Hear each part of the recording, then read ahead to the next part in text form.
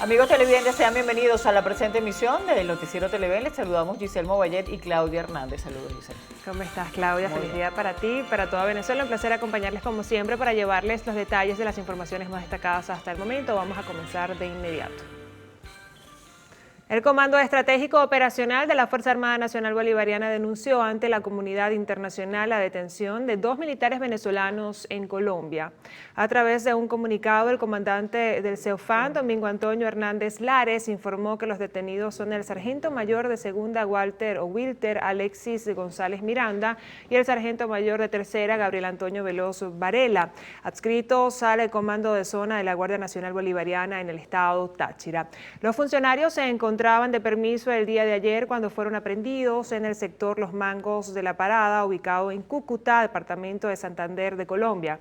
Asimismo, el documento destaca que sin argumentos sólidos se pretende incriminar a los efectivos para crear tensiones e inestabilidad en el país. Según declaraciones públicas de un funcionario del cuerpo policial del país vecino, a los efectivos castrenses se les imputa por los presuntos delitos de tráfico y porte de armas, municiones y accesorios que no hacen parte de la dotación orgánica asignada. El presidente de la República, Nicolás Maduro, aseguró que los gobiernos de Estados Unidos y Colombia intentaban boicotear las mesas de diálogo en México. Porque esta semana el diálogo fue tiroteado. Primero por este señor, el embajador virtual de Estados Unidos en Venezuela, señor Story, quería destruir el diálogo esta semana. La intención y las declaraciones del señor Story son parte de una orden que le ha dado el Departamento de Estado, le ha dado la Casa Blanca para destruir el diálogo. El otro que tiroteó el diálogo como loco fue Iván Duque desde Colombia y fracasó. Iván Duque fracasó, pero va a continuar. Así que yo le pido a los países, a los gobiernos del mundo, que si no va a ayudar, no estorben. El mandatario también indicó que se está trabajando en la paz y prosperidad de la nación, así como en la recuperación de los activos venezolanos en el exterior, tales como las empresas Monómeros y Citgo. Hacia una paz permanente, estable y profunda de Venezuela, hacia la estabilidad, hacia la reconciliación nacional, hacia el reencuentro entre venezolanos y venezolanas, hacia pasar la página de la conspiración y el llamado a intervención militar, a invasiones. ¿Hacia dónde seguimos avanzando? Hacia la recuperación de nuestros activos en el exterior. Haga lo que haga Iván Duque, Monómeros es venezolana y la vamos a recuperar. Haga lo que haga Guaidó, Citgo es venezolana y la vamos a recuperar. Finalmente, el Ejecutivo informó que tanto la oposición como el gobierno de Venezuela llegaron a un acuerdo durante la jornada de diálogo, donde emitieron un comunicado en rechazo a los actos de xenofobia y agresiones de las familias venezolanas en Chile. Gobierno y oposición aseguraron la noche de este lunes que acercarían posiciones tras la tercera ronda de negociaciones en Ciudad de México. Celia Mendoza, de nuestra cadena aliada Voz de América, nos tiene los detalles desde Ciudad de México.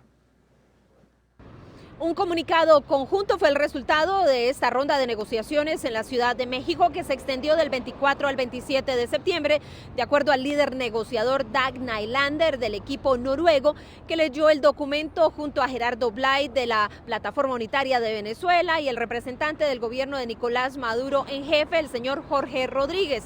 En el documento se habló acerca de los esfuerzos para avanzar en los retos sociales, económicos y políticos, incluir el tema de género dentro de las iniciativas que se logren acordar, así como establecer una plataforma de consulta que pueda incluir líderes sociales y políticos a nivel nacional e internacional, pero no dio detalles acerca de qué se trataría y cómo esto iba a funcionar, mientras rechazaron los actos de xenofobia en Chile contra los migrantes venezolanos.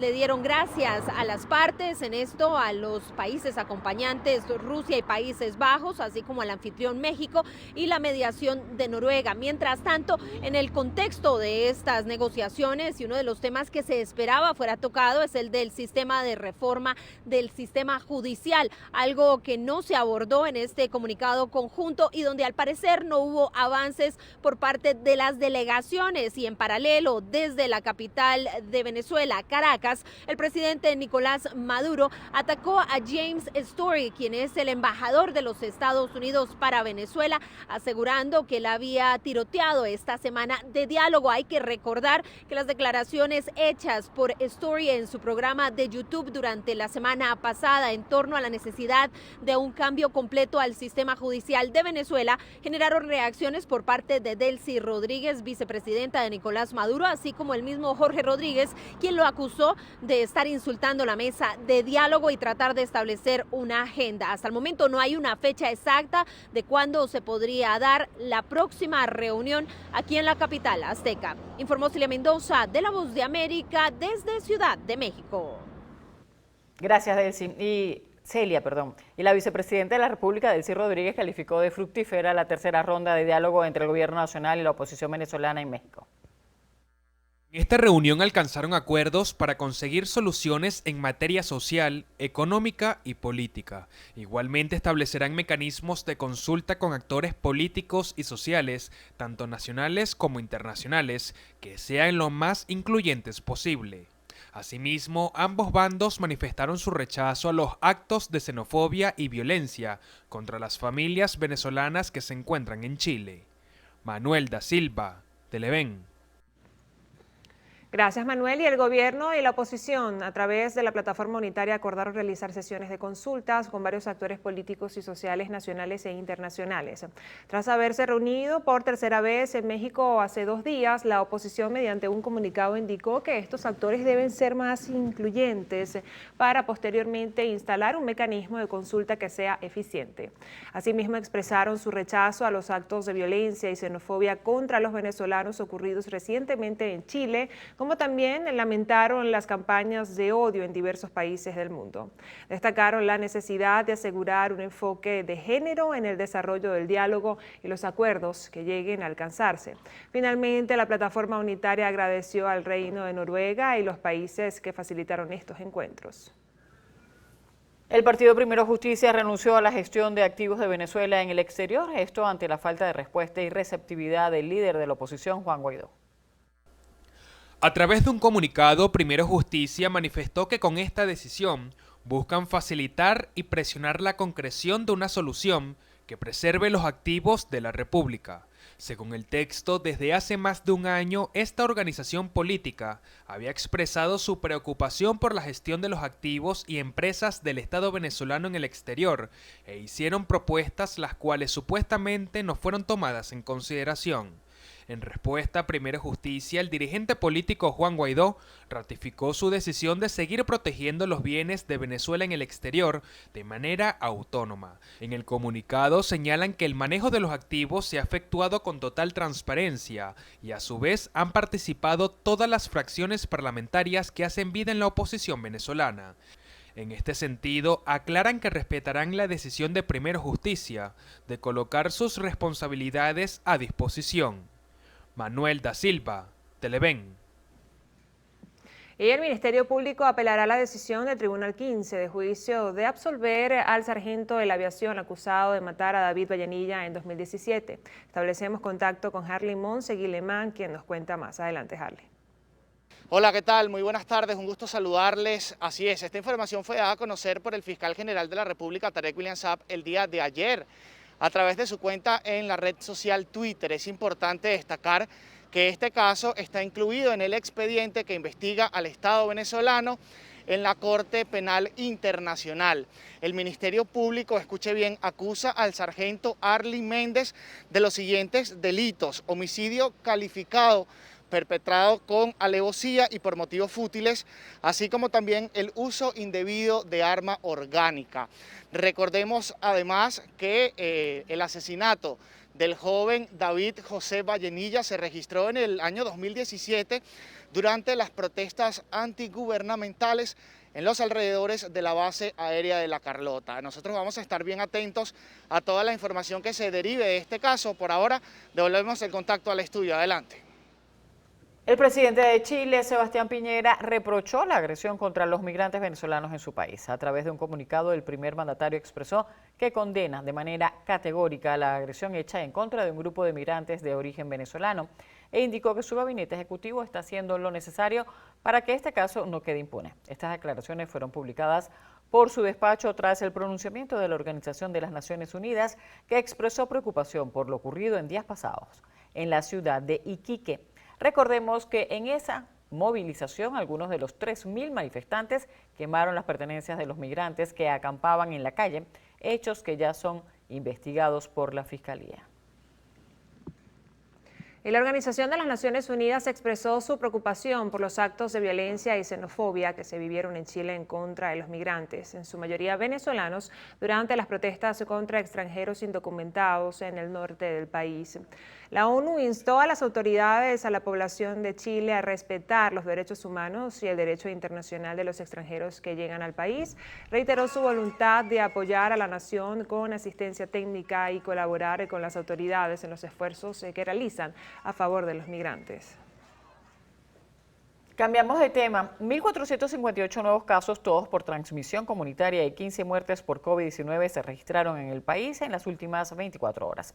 Miranda vuelve a encabezar la lista de contagios al contabilizar 465 infecciones, seguido de Caracas con 242, Barinas con 173 y Cojedes con 115 contaminados. Mientras que los decesos, 6 se ubicaron en el Distrito Capital, 5 en Anzoátegui, 2 en Lara, y Sucre y Miranda registraron un caso respectivamente. Con estas cifras, la cantidad de fallecidos en Venezuela llega a 4.427 y la de infectados 364.758 desde el inicio de la pandemia. Así lo informó el ministro de Comunicación e Información, Freddy Ñáñez. En las últimas horas se registraron en el mundo 7.345 nuevas muertes y 503.272 contagios por COVID-19. Los países que más fallecidos registraron según los últimos balances oficiales son Estados Unidos con 2.403 decesos, Rusia con 852 e Irán con 289. Brasil contabiliza 594.653 fallecidos en total, la India 447.373, México con 275.676 y Rusia con 205.531. La pandemia del COVID-19 ha provocado al menos 4.752.875 pérdidas fatales y 232.273.010 infectados por el virus. El vicepresidente sectorial de Obras Públicas y Servicio, Néstor Reverol, informó que trabaja en el establecimiento de 57 estaciones de servicio para el suministro de combustible para el sector transporte.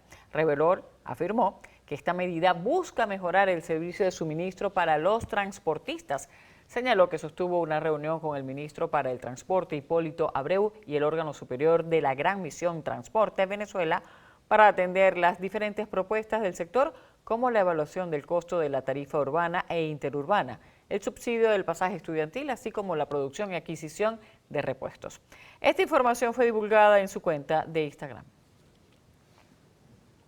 Momento de nuestra primera pausa en la presente emisión del noticiero. Al regreso se registraron 128 muertes violentas en Carabobo durante el primer semestre de 2021. Quédense con nosotros para detalles de esta y otras informaciones. Cada 28 de septiembre se celebra el Día Internacional del Derecho de Acceso Universal a la Información, designado por la Conferencia General de la UNESCO en el año 2015. El propósito es tener acceso a la información digital y poner en evidencia todo el riesgo que se corre en Internet.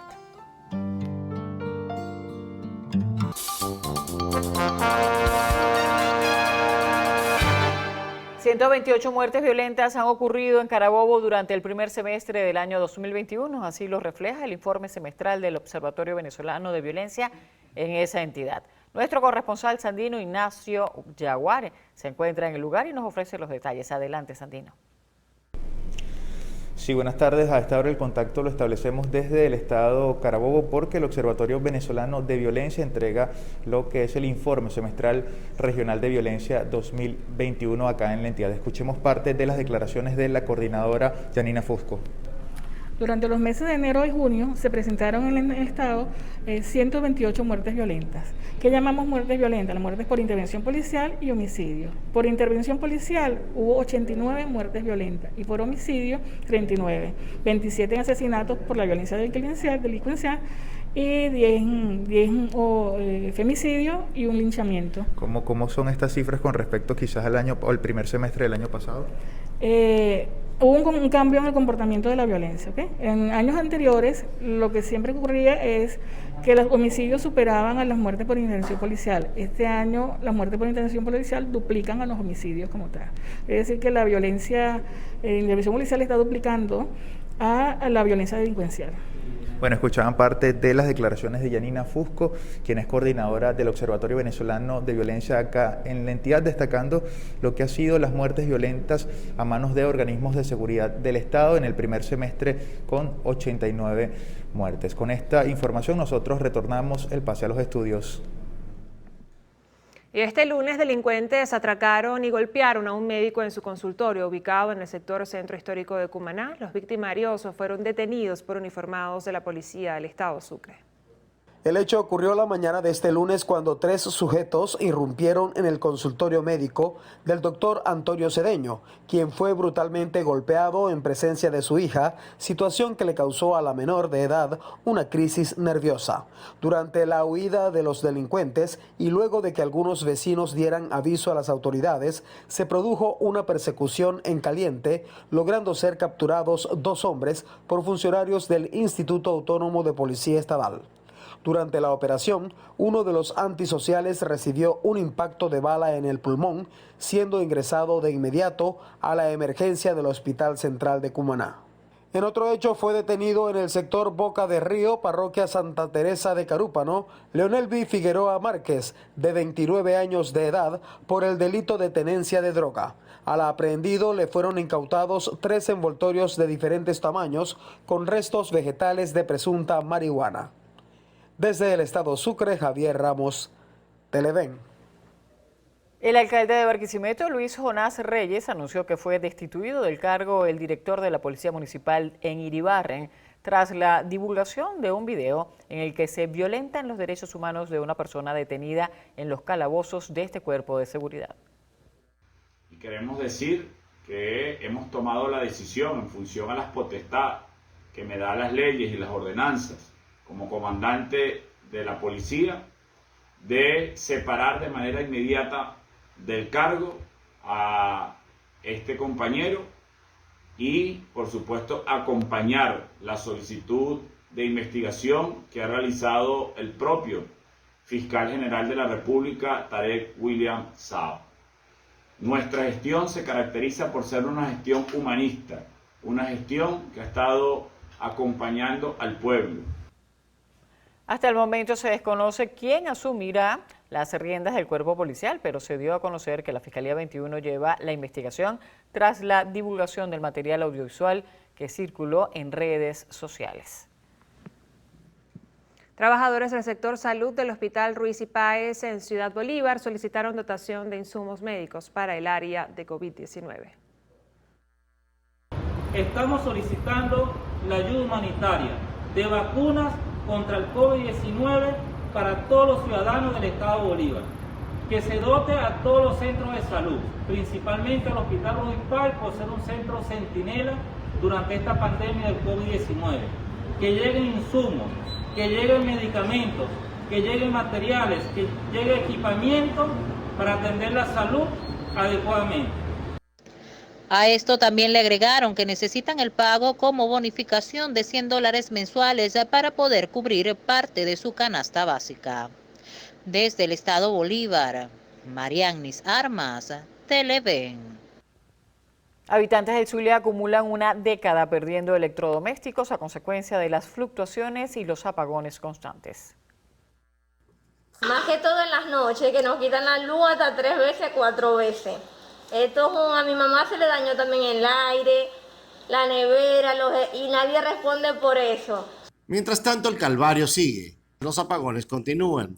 El occidente del país está repleto de comunidades cuyos habitantes están cansados de las fallas, cortes, apagones, racionamientos. A muchos toca hacer como con el agua y la gasolina, resolver. Tenemos que salirnos para afuera, donde hay tantos malandros también. Tenemos que solventar. En los municipios foráneos y a veces en Maracaibo, los cortes por racionamiento se aplican hasta durante 8 horas continuas. La falta de combustible empeora aún más el panorama, debido a que el sistema termoeléctrico que se posee en la actualidad funciona a gasoil. Desde el estado Zulia, Lenín Daniel Televen. El presidente de Avanzada Progresista, Henry Falcón, insiste en que el diálogo que se desarrolla en México entre gobierno y oposición no tendrá mayor futuro por considerar que no se toman en cuenta los verdaderos problemas de los venezolanos. A mí me parece que ese diálogo en México está en pico de Zamuro. Que es muy poco, hasta ahora, lo que hemos recibido los venezolanos, porque ese se supone es un diálogo para que le resuelvan los problemas a los venezolanos. No es un diálogo para repartirse barajitas. O sea, tú me habilitas a este, me habilitas a aquel partido, entonces yo veo si voto, entonces quítame este, y no sé, eso no puede ser. El también candidato a la gobernación de Lara cuestionó la falta de unidad para enfrentar al gobierno en los comicios de noviembre. Esto a propósito de la postulación de Luis Florido como aspirante a la administración regional por el G4. Mientras el partido de gobierno presentó 3.000 candidatos, la oposición, en sus diversas expresiones, presentó 67.000. Entonces ahí opera la dispersión del voto. En esa dispersión, por no entender ese momento, por la arrogancia, la prepotencia de algunos, entonces terminan cometiendo el gran error de sostener esa división y abrirle cauce precisamente a quien no tiene el reconocimiento de la gente. Por otro lado, Falcón celebró el respaldo que recibió de la organización Fuerza Vecinal, agrupación que catalogó como un movimiento emergente que coincide en la necesidad de lograr un cambio político para el país mediante el sufragio. En Lara, Juan Manuel Oviedo, Televen. En 10% se incrementaron las transacciones inmobiliarias en el estado Carabobo durante lo que va de año. Así lo informaron representantes de la Cámara Inmobiliaria en esa entidad. César López, presidente del gremio en Carabobo, señaló que la dolarización ha permitido dinamizar un sector que debido a la crisis económica se mantuvo en decrecimiento por varios años. Hasta hace 3-4 años el tema de que los alquileres estaban en bolívares ponía muchos problemas porque, por ejemplo, muchos propietarios que argumentaban que alquilaban un inmueble a un valor y en 2-3 meses por la hiperinflación ese canon de arrendamiento se devaluaba. El tema de que ya hoy en día los cánones de arrendamiento en la gran mayoría de los sectores se puedan cobrar en bolívares desde el punto de vista legal ha incentivado porque se generan unos retornos de inversión sumamente interesantes. Entonces, la forma de cómo se pudo estabilizar de cierta forma el sector inmobiliario fue a través de la dolarización. López aseguró que pese a que el sector inmobiliario primario continúa prácticamente paralizado, la construcción de pequeños y medianos establecimientos está contribuyendo al crecimiento económico del país. Yo creo que en todas las ciudades y en todo el país hemos visto algunos bodegones nuevos, supermercados, farmacias, y esto sin duda alguna genera pues dinamismo económico, genera fuentes de empleo y a su vez se va a traducir pues en crecimiento económico. Ojo, insisto, tenemos unos problemas todavía muy profundos, pero en la medida en que se estén dando este tipo de inversiones va a generar incentivos en todo el tema económico del país. Por último, el presidente de la Cámara Inmobiliaria destacó que si bien la mayoría de las transacciones se concretan en dólares, el sector ya registra algunas negociaciones en bitcoins, SDT y otras criptomonedas. Desde el estado Carabobo Sandino, Ignacio Yaguare, Televen. Gracias, Sandino. Antes de irnos a la pausa, tenemos un servicio público. Se necesita con urgencia donantes de sangre O negativo para Luis Martínez, recluido en el Hospital Domingo Luciani. Quienes puedan colaborar, comunicarse a través de los números 0412-637-2308 y 0426-536-2576. Gracias de antemano por su colaboración. Es momento de hacer una nueva pausa en el noticiero. Al regreso, 10 guerrilleros fallecieron tras operación militar en Colombia.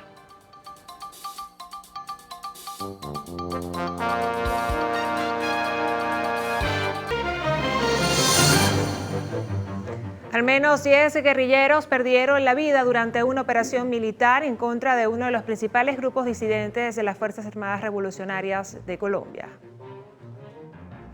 El comandante de las fuerzas militares del vecino país, Luis Fernando Navarro, informó que el grupo era comandado por alias Monoferli, quien es uno de los hombres de confianza de alias Iván Mordisco, identificado como uno de los mayores cabecillas de los guerrilleros de la antigua FARC. Navarro no ofreció detalles sobre el lugar donde se realizó la operación. Y el gobierno peruano, tras haber amenazado este domingo con nacionalizar la reserva de gas, formalizó un pedido este lunes con la intención de negociar el contrato con el consorcio que explota el yacimiento de gas de Camisea en la región de Cusco.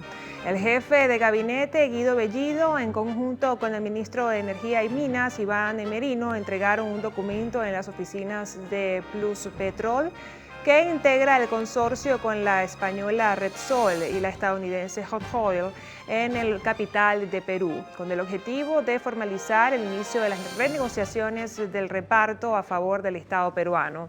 Asimismo, Bellido invitó a la empresa a sostener la primera sesión de trabajo el próximo miércoles 6 de octubre. Y el volcán Cumbre Vieja en la isla española de La Palma volvió a su proceso de erupción tras una breve pausa. Este lunes a tempranas horas el volcán había reducido su actividad notablemente. Sin embargo, pasado el mediodía el Instituto Volcanológico de Canarias publicó unas imágenes en las que se observa una enorme columna negra sobre el cráter. El instituto confirmó que el volcán está expulsando cenizas de nuevo, pese a que su actividad ha disminuido a comparación con días anteriores. Entre tanto, la lava avanza rápido y de forma más fluida que en otras oportunidades hacia el municipio de Tazacorte y se sitúa a 1000 metros del mar. Actualmente 2 bocas del volcán se mantienen activas, una ubicada en el cono principal y la otra debajo. Y el joven que agredió con un huevo al presidente de Francia, Emmanuel Macron, fue ingresado en un centro psiquiátrico.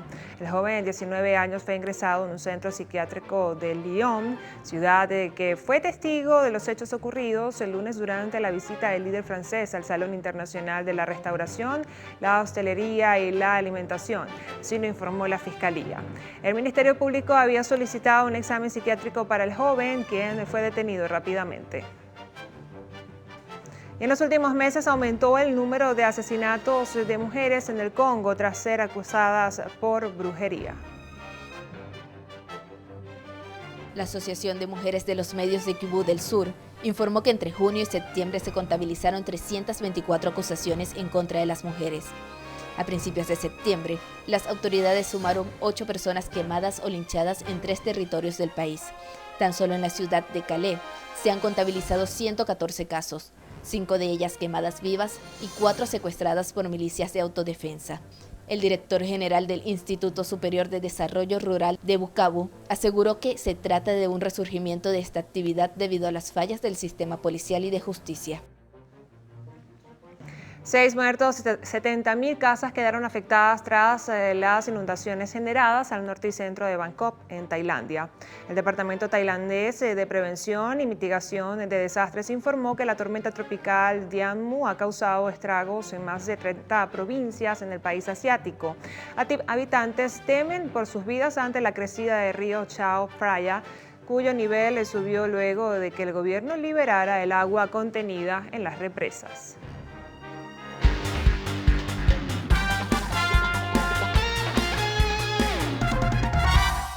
Venezuela cayó derrotada 3-2 ante Panamá, pero igualmente avanza la superronda del Mundial de Béisbol Sub-23. Pasamos al béisbol de la Gran Carpa porque Miguel Cabrera sigue imparable rumbo a los 3.000 hits. El conjunto Senadores de Caracas se coronó campeón de la Liga Mayor de Béisbol Profesional.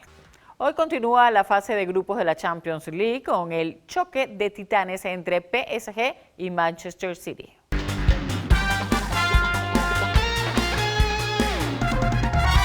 Luego de estas informaciones deportivas nos vamos a la pausa. Ya regresamos.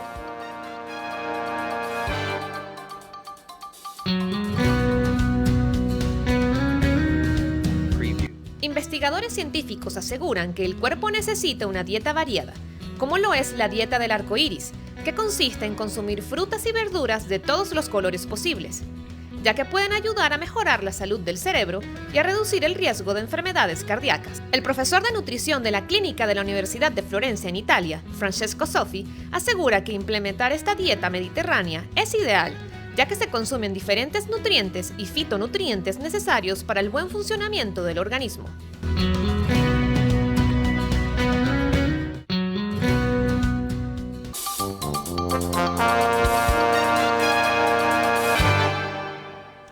motivo del Día Mundial de la Despenalización del Aborto, se está realizando en Caracas una marcha que tiene como objetivo llegar a la Asamblea Nacional.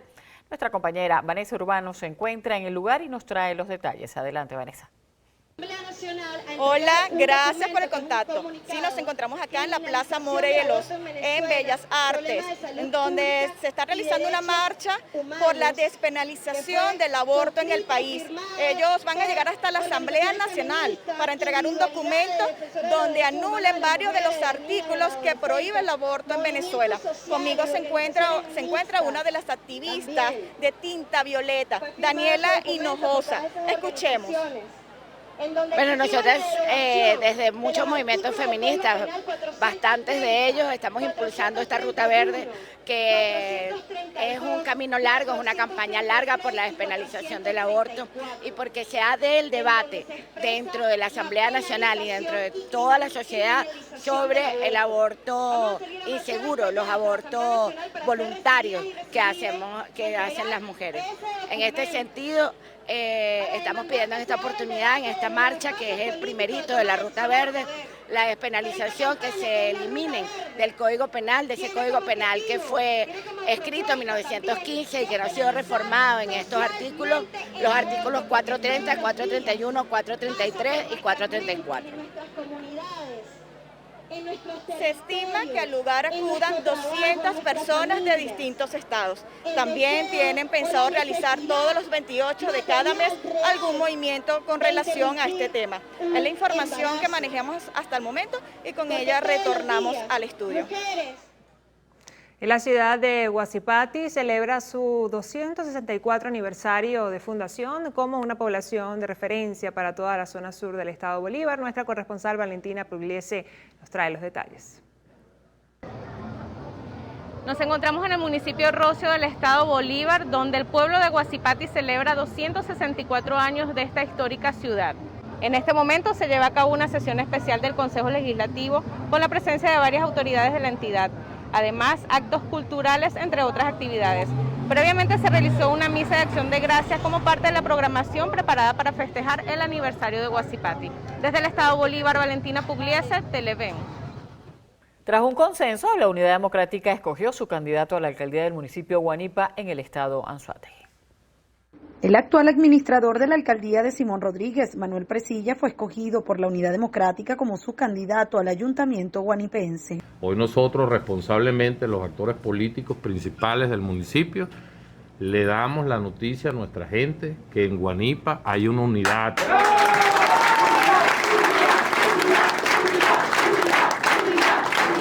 Ojo, y no es una unidad que nosotros pudiéramos decir circunstancial, no, es una unidad comprometida con los problemas de los ciudadanos y comprometida con la esperanza de una gente y de un pueblo que tiene la necesidad de cambiar. Sin embargo, la Unidad Democrática aún está en la búsqueda de la consolidación de todos los factores de oposición en el municipio.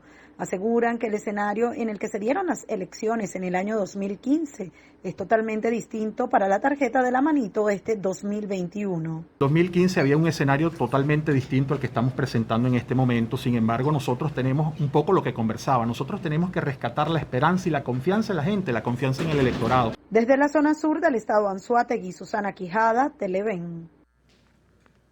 Y el dirigente nacional del partido Primero Justicia, Alfonso Marquina, pidió a la dirección de la Mesa de la Unidad para una revisión en la decisión que tomaron sobre las candidaturas unitarias a la gobernación y alcaldía de Barquisimeto anunciadas el pasado sábado. Exijo a la dirigencia del G4 Nacional que le explique a Lara cuál fue el criterio que privó. Porque hasta ahora, esa noche en la madrugada, se tomaron dos decisiones. Una en Miranda y otra en Lara. Y hay quienes plantean que lo que hubo fue un acuerdo integral. Bonito nombre, pero a mí eso me suena a reparto de barajitas. Al consultarle si aspiraba a un cargo de elección, no respondió. Solo resaltó que continuarán en el proceso de lucha para solicitar un cambio político para el país. Desde el estado Lara, a Ramón Vélez, Televen. La candidata a la alcaldía de Caracas, Carmen Meléndez, aseguró que trabajará en recuperar los servicios públicos en la ciudad capital en caso de resultar ganadora en los comicios del próximo 21 de noviembre. Le vamos a dar prioridad a los servicios en todos los rincones de Caracas. Vamos cambiando, porque ya con el plan ustedes pueden ver las principales arterias viales, las principales avenidas, cómo han cambiado en la entrada triunfal del Libertador, con los cientos de murales en la avenida, en la autopista Gran Cacique Guaycaipuro. Vamos a hacer las asambleas en el pueblo, a reunirnos con el pueblo, a formar las brigadas y a construir las soluciones del futuro de Caracas. Meléndez aseguró que su mandato estará basado en la inclusión e instó a los partidos independientes y todos los sectores y movimientos sociales a trabajar junto a ella para generar soluciones. Estas declaraciones las ofreció durante el acto de juramentación del Comando de Campaña Aristóbulo Isturiz en Caracas. En Altagracia de Orituco, Estado Guárico, el gobernador José Vázquez realizó la entrega de una bomba hidráulica de 90 HP y 2 transformadores eléctricos para potenciar el sistema de bombeo de agua en la planta potabilizadora Guaypaiguagua.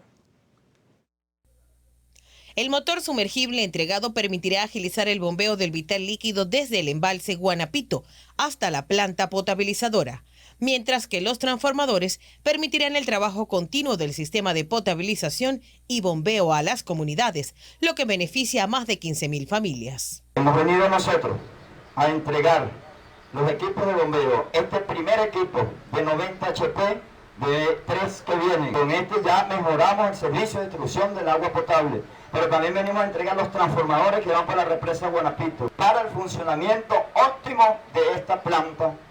Se conoció además que está planificada la instalación de 3 motores para potenciar este sistema y con ello el suministro a todos los sectores de Altagracia de Orituco. Desde el Estado Guárico, Yanmirko Berardino, Televen.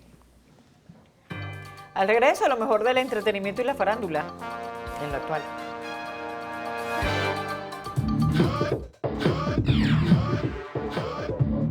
La Conferencia Mundial de Robots realizada en Beijing mostró lo último en tecnología robótica e inteligencia artificial.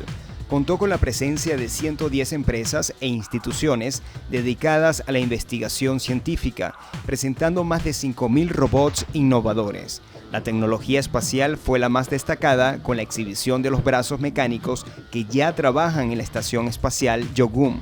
También se exhibieron los robots contra incendios que aplican tecnología 5G.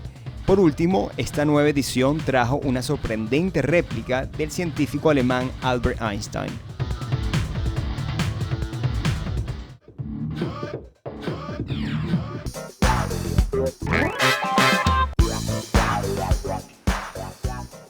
Feliz tarde amigos, bienvenidos a nuestra sección de arte y espectáculos. Lo actual, ha llegado el momento de revisar qué ha sido noticia en el mundo del entretenimiento. Así que les recuerdo que nos pueden acompañar también en nuestras redes sociales @loactual en Twitter, @loactualpisotv en Instagram y en todas mis redes sociales como @chinciafd.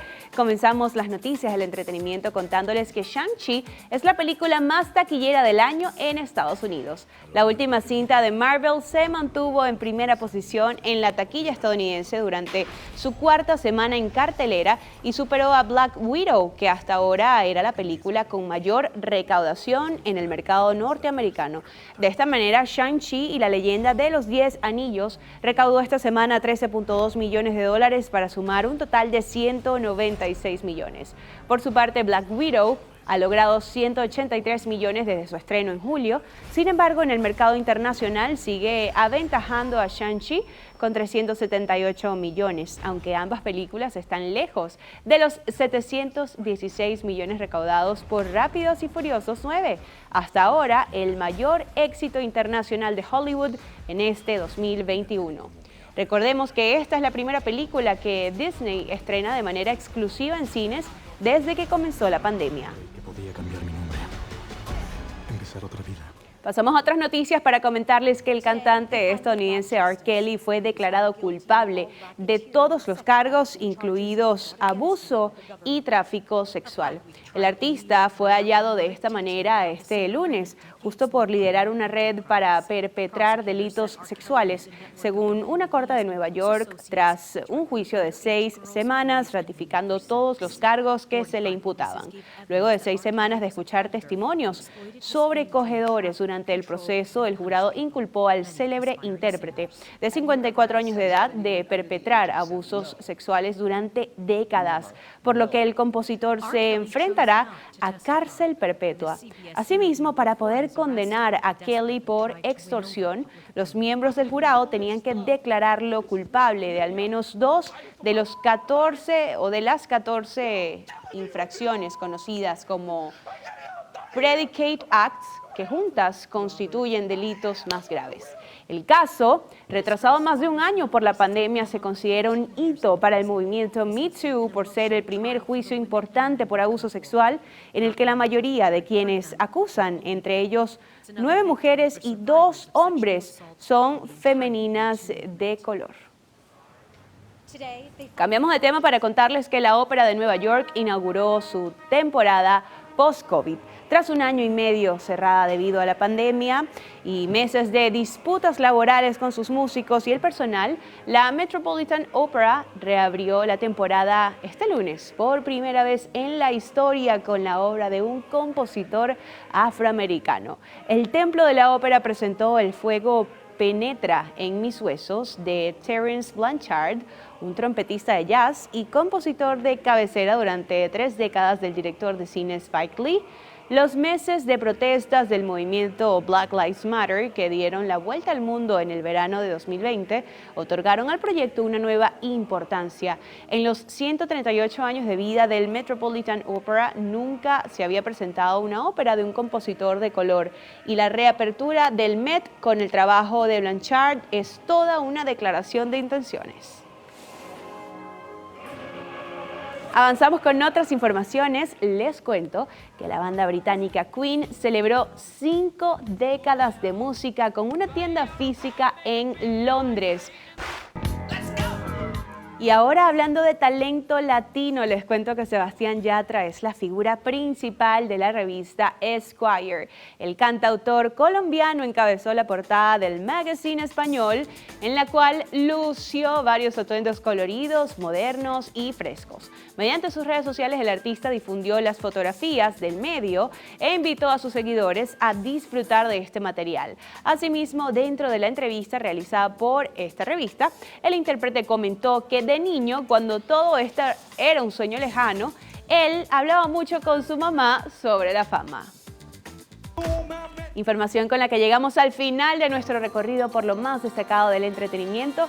Gracias por acompañarnos y será hasta mañana. Gracias, Chincy. Así llegamos al final de esta emisión del Noticiero Televen. Un placer haberles acompañado en esta hora de información.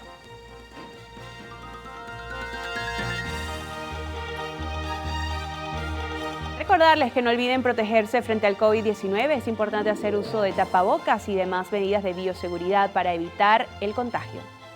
Llegamos entonces al final y como corresponde nos ponemos nuestro tapabocas. Sigan disfrutando de nuestra programación.